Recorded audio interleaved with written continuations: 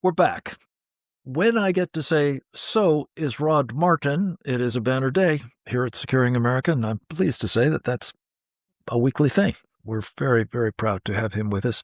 He is, of course, the chairman of the outfit that makes this program possible, the Institute for the American Future. Have I mentioned that we would love your support for making this program possible? Donate, if you can, at usfuture.org. Rod is a serial entrepreneur, having cut his teeth in the business world as a part of the PayPal mafia back in the day. He has also been a policy advisor to then Governor of Arkansas, Mike Huckabee. He is, in addition, active in the Southern Baptist Convention and the author of an extraordinarily important online resource. It's called the Rod Martin Report. You can find it and subscribe to it at rodmartin.org. Welcome back, my friend. It's good to have you, as always. Great to be here.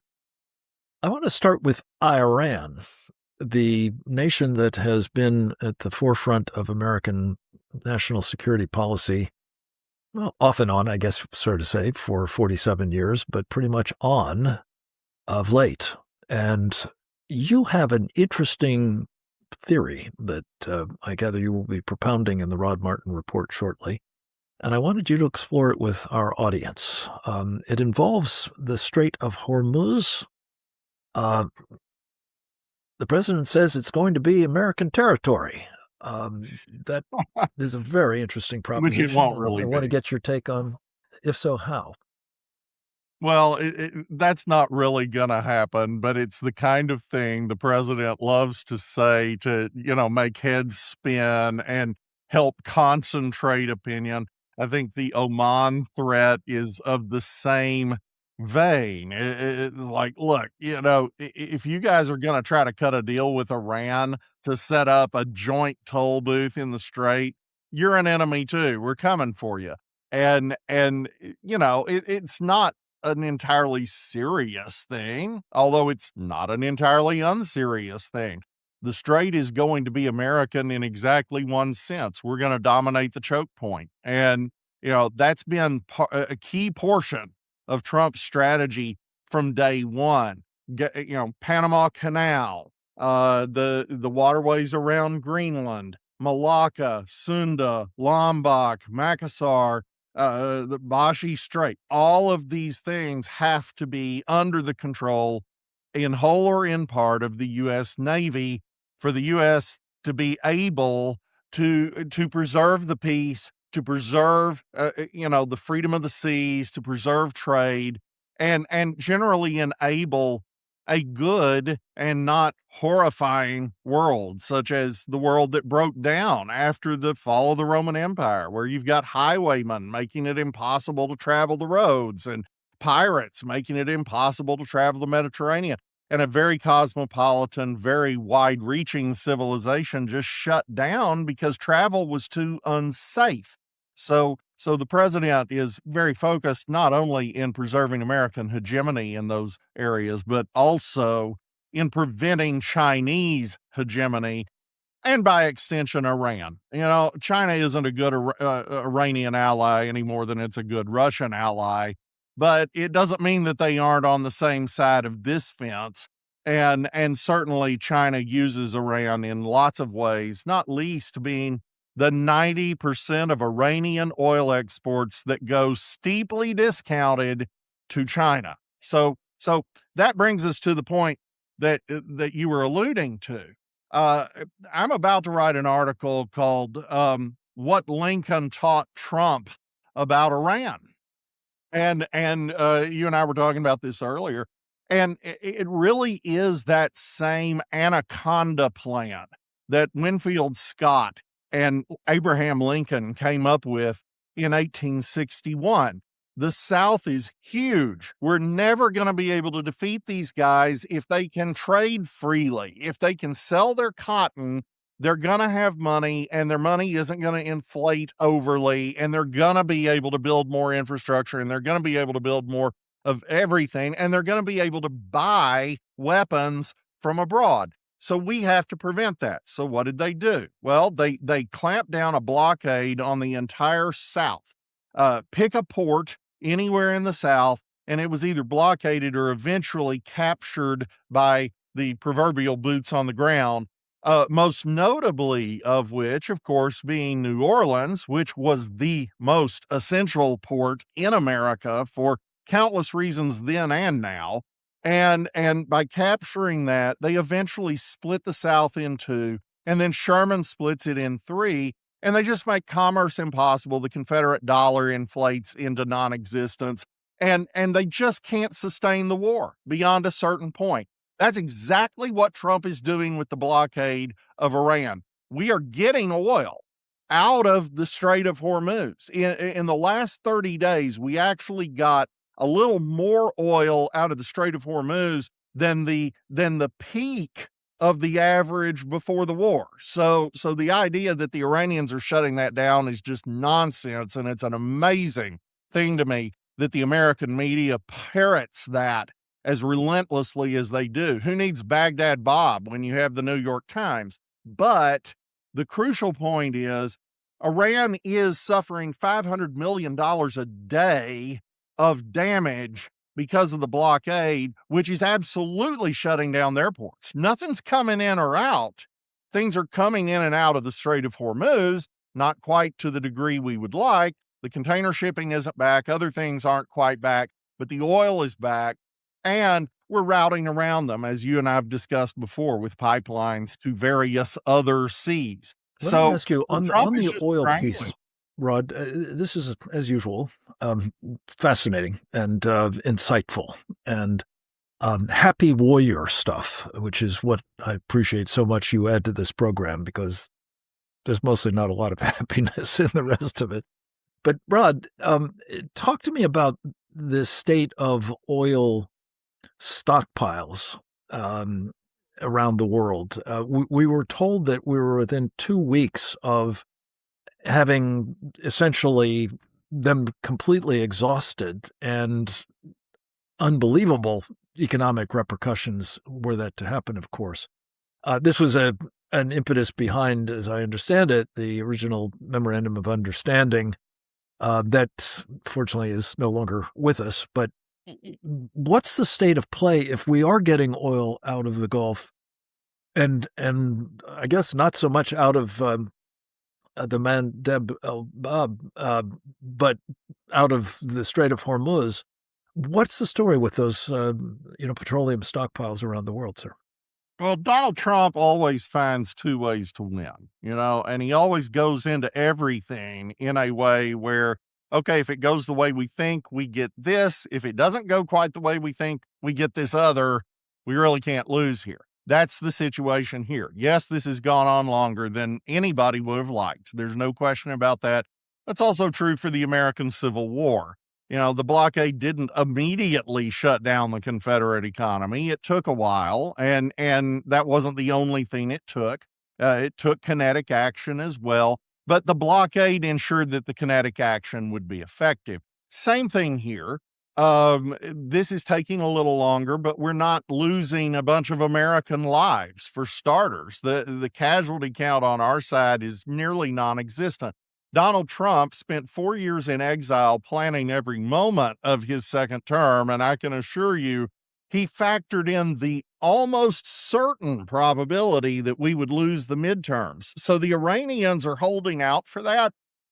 They're missing the boat. Trump already assumes he's going to lose on the midterm side and has a plan for that. Now, having said that, I think our chances are actually pretty good in the midterms, but that's just all icing. So it's irrelevant. So what you end up with is, on the one hand, you either bring the Iranians to their knees and we get to the outcome we want, which my guess is an Iranian revolution overthrowing the regime.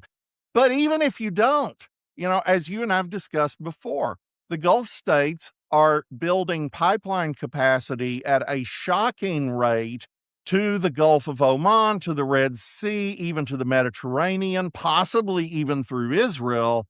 That's transformative. And you end up, as this time passes, making the strait less and less relevant on the one hand, and thus taking away Iran's chief leverage if they don't have a nuclear weapon, and they don't have 20,000 ballistic missiles. But also on the other side of that, those supplies you're talking about globally, there's one place you can go fill in that gap, and it's the Gulf of America. And we're transferring a huge amount of the center of gravity of global energy markets to Louisiana and Texas instead of Saudi Arabia and Iran. So again, two ways to win. There's really no way to come out badly here, assuming that you're comfortable with the possibility that we might lose the midterms. But the truth is, we always lose the midterms for the president's party. We always do. There's almost no exception to that historically. So, they think they're scaring him with something he's not scared of. Right. Fascinating, Rod. And just we'll come back to this on the other side of a short break in just a moment. But if indeed the specter of energy shortfalls, acute energy shortfalls, is no longer there because we can fill up the world's requirements, that would seem to be game-changing in everything else. And the Anaconda strategy has time to work, and we pray that it will. Rod Martin, we're going to have to take a break. As I said, we'll be right back with much more with the author of the Rod Martin Report. Find it at rodmartin.org. And more to the point, subscribe to it. Make it part of your daily reading. It is required, for that matter. Required daily reading. We'll be right back. Stay tuned.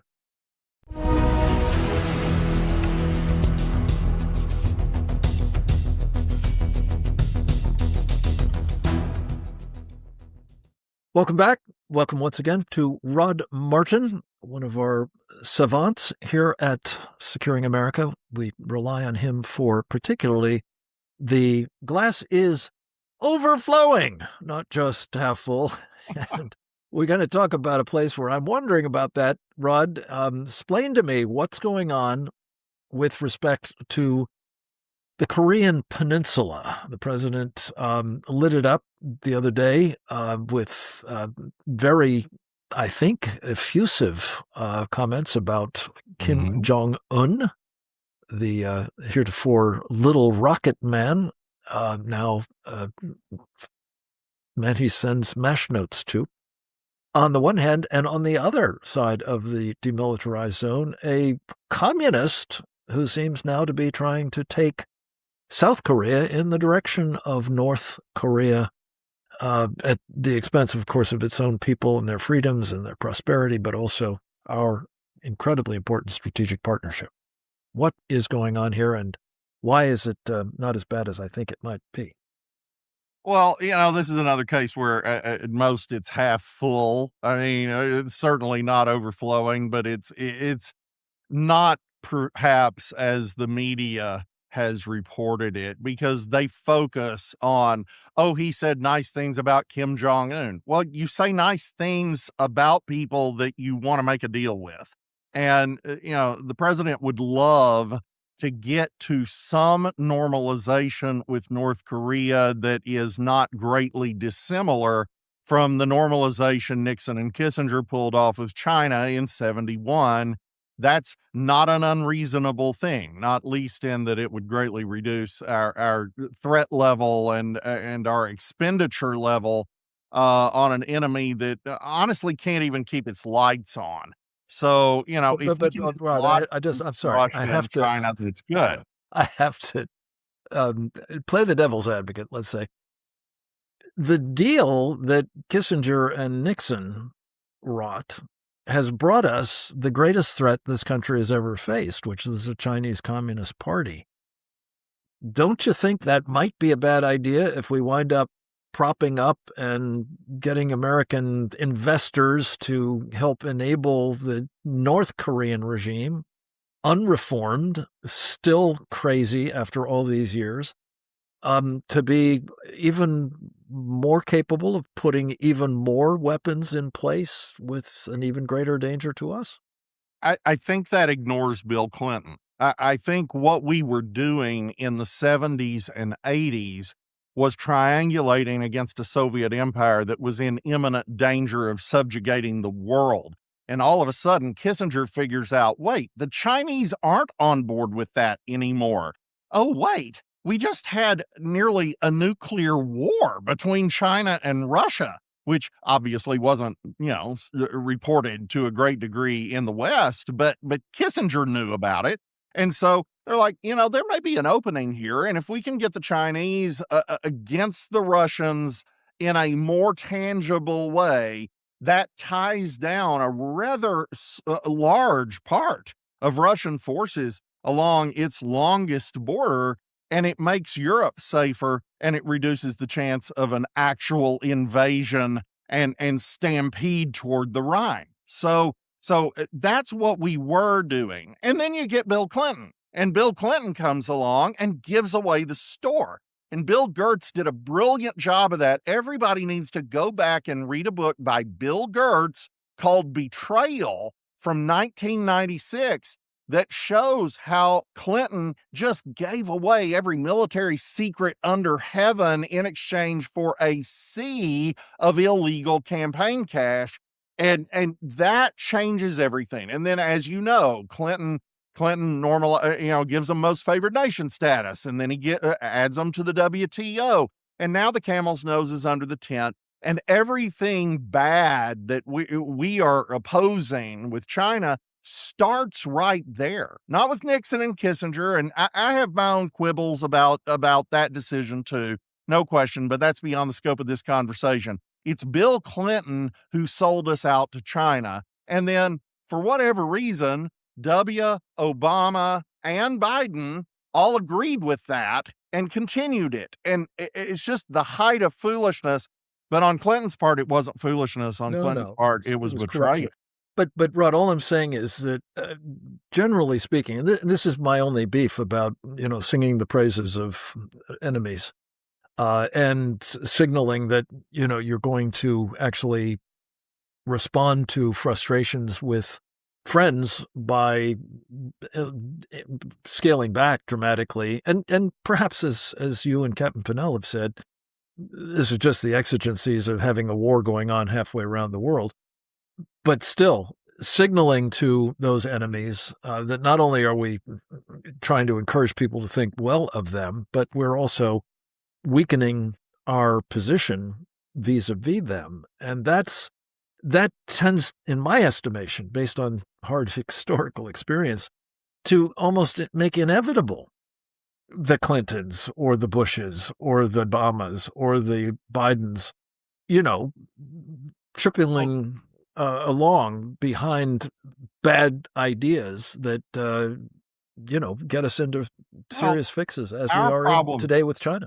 Our problem in America is that we have elections at a regular clip, and eventually, let the record show, I think elections are a good thing, as I think you do too. So you go from a Nixon to a Carter in pretty rapid order, and for that matter, Ford, who was a train wreck in his own ways. So there's a certain inevitability to dumb people taking over at some point. So you want to do as much good as you can while you can.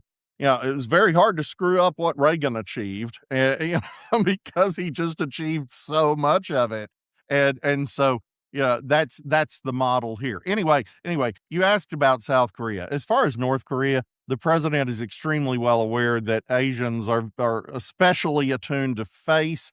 He cannot make any deal whatsoever with North Korea without being appropriately complimentary of the leader. However, that's not even the point here. I mean, he'd like to do that, but that's a tertiary thing at best.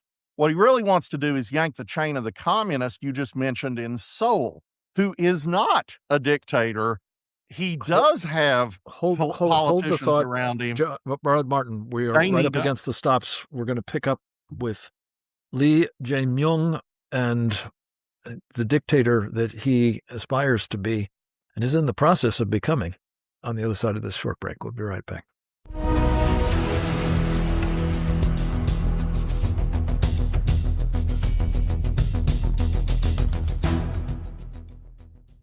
Welcome once again to my conversation with the great Rod Martin about various aspects of the challenges we face around the world and whether the doer look at things, or the optimistic one is more compelling, and we faithfully get the optimistic one brilliantly presented by Rod, and we're doing so now, I guess, about the dictator in certainly aspirationally, if not in being, in Aspirationally. this communist, now president of South Korea. And Rod, we're having this conversation in part as a drama plays out in a fashion.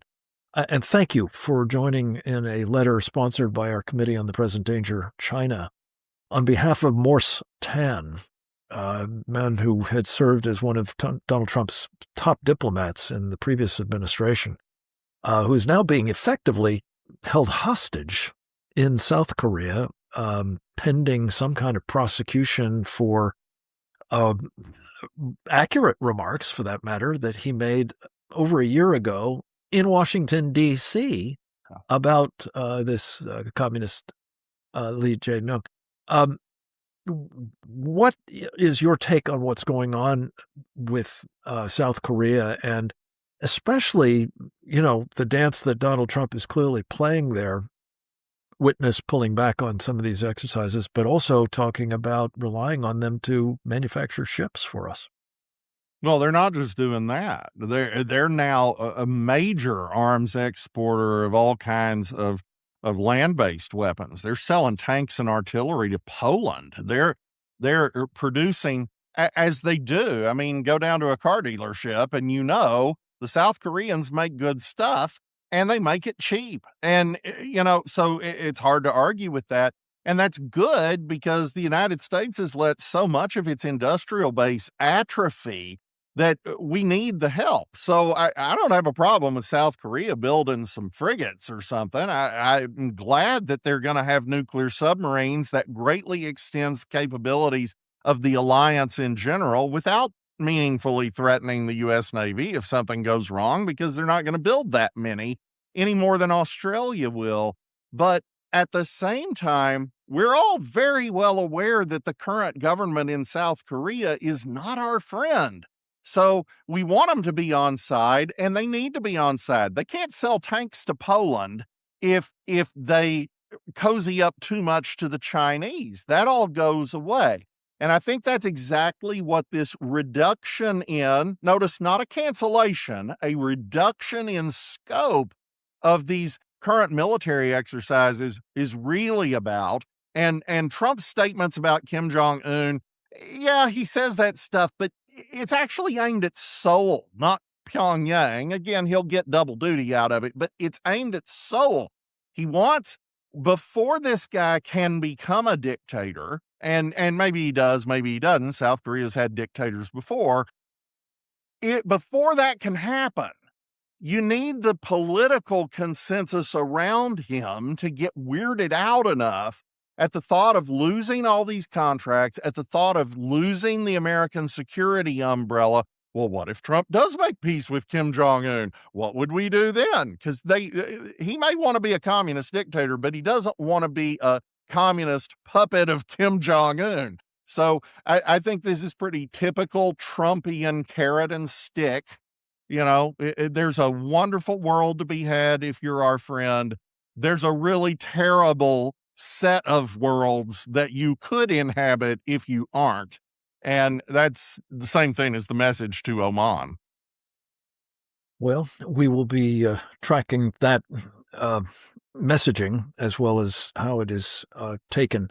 But Rod, I know we agree that what is being done to Morse is Oh, completely yeah. unacceptable.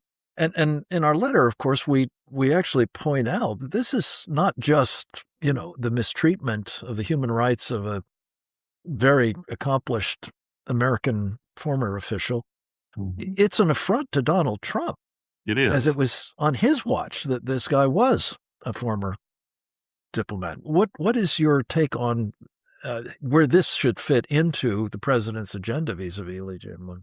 Well, these things are not at all unrelated. That's the fun of Donald Trump. Nothing's ever unrelated. We've had a string of presidents that tried to compartmentalize everything into these completely separate boxes. Oh, well, trade can't have anything to do with, defense and, all of this hooey. And Trump just connects it all. And so, yeah, TAN is possibly the condition precedent to the reduction in our participation in the military exercises. No one's going to say that. No one's going to say that anything having to do with Kim Jong-un has to do with Seoul. That's not how that's going to work. But Seoul's getting the message. They're not stupid. So, this is all connected. And Trump is saying, if you're going to offend us, we're going to offend you and we can hurt you and you can't hurt us. And that's really fundamental. Now, could they hurt us? Maybe in some way. I mean, certainly we don't want to lose the peninsula or anything. But I think the Koreans have a bigger interest in not losing the peninsula than we do. And the Koreans aren't going to start bombing Seattle. So there's a real limit to their ability to hurt us. And there's virtually no limit to Donald Trump's ability to hurt them. I'm not talking about kinetic action or invading South Korea. I'm just saying they are increasingly part of an economic web with Western countries that depends on good relations with the United States. And unlike China, with, more than 1 billion people, South Korea is small and it's immediately threatened by a hostile neighbor. It doesn't have the leverage that China had in the last 30 years. Fascinating. And one other place where, again, I think they could hurt us is if we do wind up having frigates or nuclear submarines, for that matter, built in South Korea, with the benefit of American military technology.